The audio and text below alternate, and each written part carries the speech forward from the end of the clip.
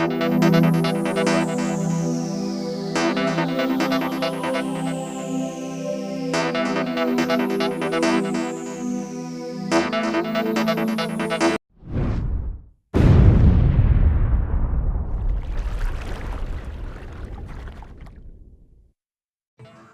Guys, আপনারা দেখছেন সীমান্তস good idea. আশা করি সকলে ভালো আছেন। আজকে অন্যরকম ভিডিও নিয়ে আপনাদের মাঝে হাজির হয়েছি।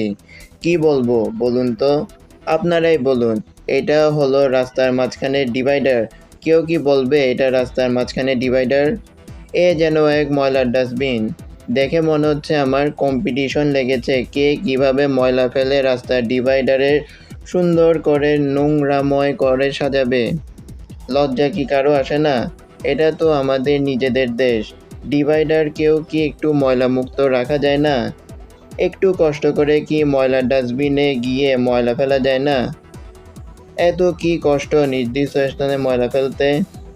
কেউ কি নাই সচেতন নাগরিক যে বা যারা ফেলছে তাদের ফেলতে মানা করি, ময়লার ডাস্টবিনে গিয়ে ফেলতে বলি? জানি না কতজন দেখবে আমার এই ভিডিওটা। প্লিজ সকলের কাছে অনুরোধ, ময়লা এভাবে ডিভাইডারে না ফেলে ময়লার ডাস্টবিনে গিয়ে ময়লা ফেলি।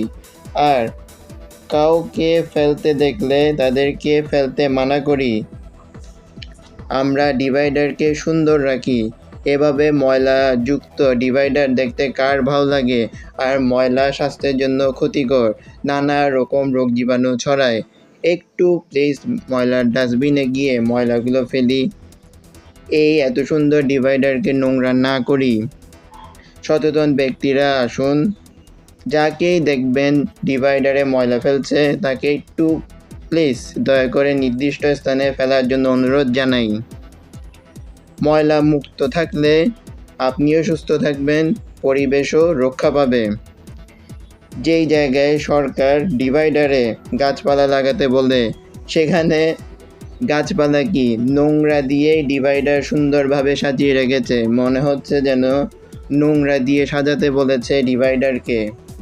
খুব খারাপ লাগে দেখে। জানি না আমার এই ভিডিওটি কতজনের মধ্যে পৌঁছাবে, কতজনের কানে ঢুকবে, কতজন দেখবে, কিন্তু আশা রাখি ভিডিওটি দেখবে।